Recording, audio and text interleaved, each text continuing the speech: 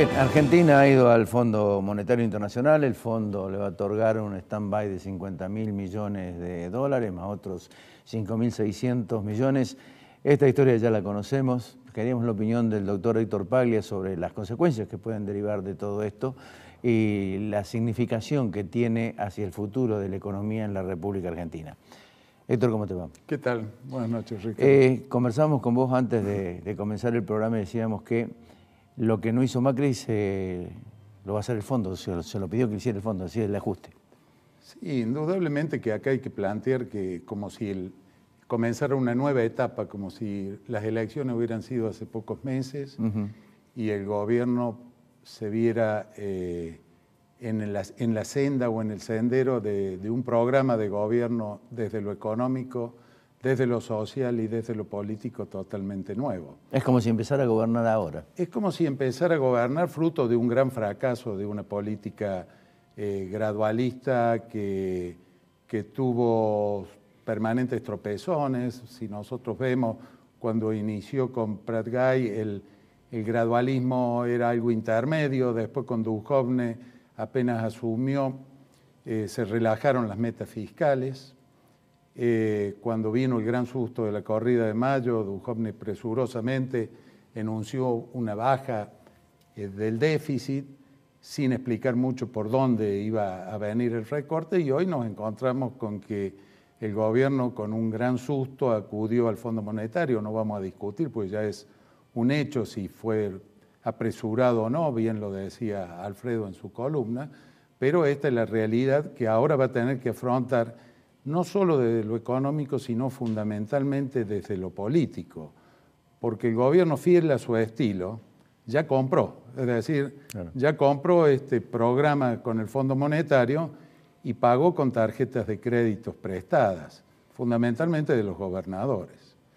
Entonces, esta gran reducción de las transferencias a las provincias y de los gastos de capital en víspera de un año electoral, que va a implicar una fuerte caída en el consumo y una fuerte caída en la obra pública, va a necesitar una ingeniería política de alto nivel para lograr consenso y poder sentarse a discutir el presupuesto 2019, que va a tener ya incluidas las pautas y las metas que a grandes lineamientos estamos conociendo. ¿Por qué digo a grandes lineamientos?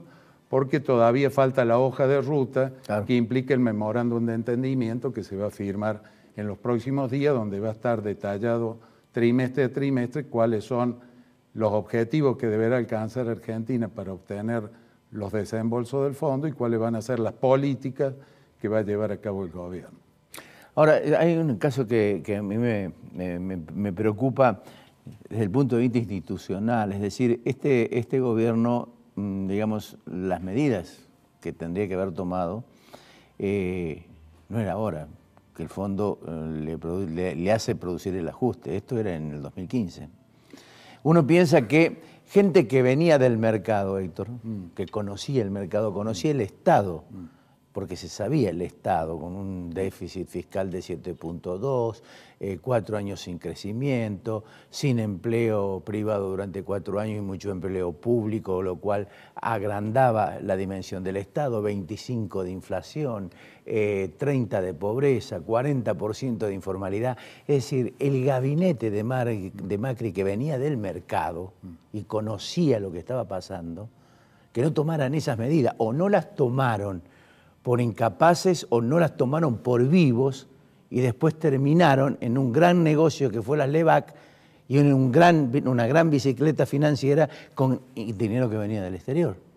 Bueno, nosotros hasta el hartazgo no hemos cansado de discutirlo, incluso con usted en su programa, Ricardo, es que primero el sistema de toma de decisiones, que con toda libertad eligió el presidente de parcelar la decisión económica sin alguien que coordine los distintos sectores, con un ministro de Energía que iba con las tarifas por un lado, con un ministro de Hacienda que iba por otro, y con un ministro que buscaba financiamiento por otro lado, y con un Banco Central en el cual había un roce permanente debido a la política monetaria. Esto eclosionó, y eclosionó mal, porque no fue el camino adecuado para solucionar el gran problema que usted bien señala trae de arrastre Argentina, porque de todo ese listado yo le agregaría el problema tarifario, que fue el primer gran detonante, la mala forma en que se manejó y se comunicó el problema tarifario, y que terminó manteniendo la inequidad, que hoy bien lo reclama el gobernador de Córdoba cuando se sienta ayer con el presidente e insiste que aquellos con Aiza y Edenor, eso no es mío. ¿Por qué la vamos a financiar todos los argentinos? Claro. También, en ese sentido, no se ha tomado conciencia de la inequidad que había en el cuadro tarifario entre la capital federal, el Gran Buenos Aires, y el resto del país, fundamentalmente en los subsidios al transporte, que es un tema que hoy nuevamente está sobre la mesa. Entonces, ¿qué pasó?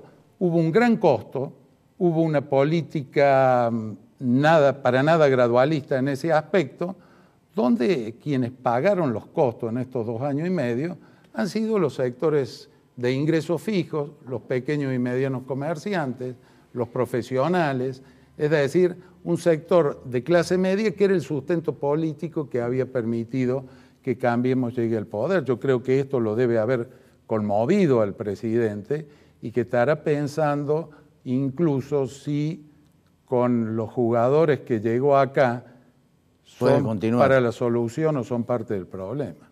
El dólar flotante, digamos, el dólar flotante implica de alguna manera también correcciones que son que van a licuar evidentemente el salario, los ingresos fijos, las jubilaciones. Es decir, es un riesgo también, digamos, correr con el dólar flotante. Lo estamos viendo ahora. Con lo que me da la impresión, y se lo quiero preguntar, ¿la crisis terminó? ¿O tenemos que esperar mañana a esta renovación del 36% de la reserva de letes y esperar el 19 de junio la de las LEVAC para saber concretamente cómo se acomoda el gobierno con un respaldo de 50.000 millones que hasta ahora no se ha visto en el mercado? Esa es la pregunta, digamos, clave para pararnos de aquí en más. Yo hago la salvedad que le hice al comienzo. Ahora va a depender mucho más de la política que de las medidas económicas propiamente dichas. Pero en ese contexto nosotros nos encontramos con una serie de desajustes en los cuales el propio gobierno va a tener que ponerlos en caja para poder cumplir con un crédito a stand-by. No nos olvidemos, un crédito que se otorga en forma excepcional para países que tienen problemas de balance de pago. El problema de Argentina es el problema de su cuenta corriente comercial y de su cuenta de balance de pagos global con un marcado déficit. Por lo tanto, por eso el fondo exige por 2 vías la flotación. Una para mejorar la competitividad, lo cual trae indirectamente el mensaje hay que mantener contenidos los salarios para que esa mejora de competitividad sea real, y otra porque el fondo no va a financiar corridas cambiarias, es decir, esos fondos no van a estar para que después se fuguen. Ni tampoco se vayan al exterior 12.000 millones de dólares. Exactamente, para que no haya fuga de capitales ni para financiar beneficios Ahora, turísticos, Héctor, etcétera. el tema de los salarios trae como consecuencia un conflicto social en ciernes. Seguro. Por eso el acuerdo político debe ser de magnitud. ¿Cuál es la preocupación que yo veo y que debe ver la mayoría de quienes generan riqueza en la Argentina, que son los que arriesgan capital, que son los que ponen su trabajo todos los días yendo a sus lugares de trabajo y que son aquellos que realmente aspiran a ver un crecimiento genuino? Seguimos viendo actores financieros y no estamos viendo a los actores productivos.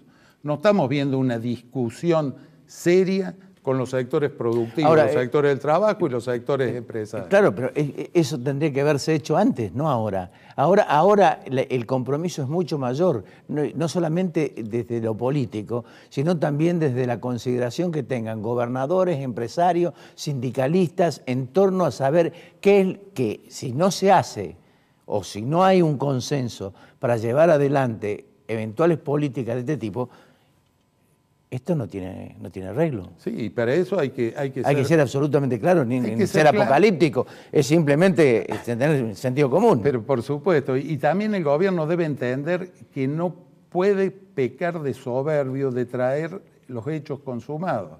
Es decir, no puede decir, bueno, ahora compartamos el costo político del ajuste sin antes haber negociado, sin antes haber puesto sobre la mesa una serie de cuestiones que hacen a la buena convivencia política para un gobierno que incluso no tiene las mayorías suficientes parlamentarias. Así es. Por lo tanto, es muy difícil lo que viene hacia futuro, porque implica sacrificio, porque implica dolor en los sectores sociales y porque implica una situación en la cual el gobierno va a tener que rever su forma de hacer política.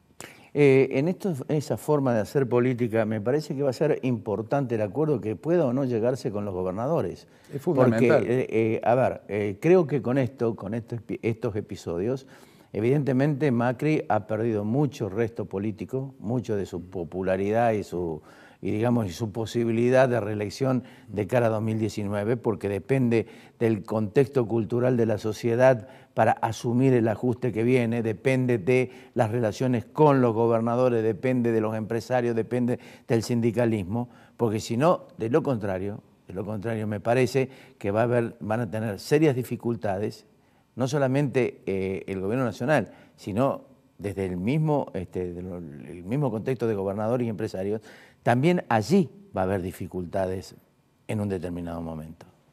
Seguro, seguro. Esto ya no pasa solamente por ajustar las tarifas para que las empresas proveedoras de energía tengan rentabilidad y puedan invertir y haya energía suficiente.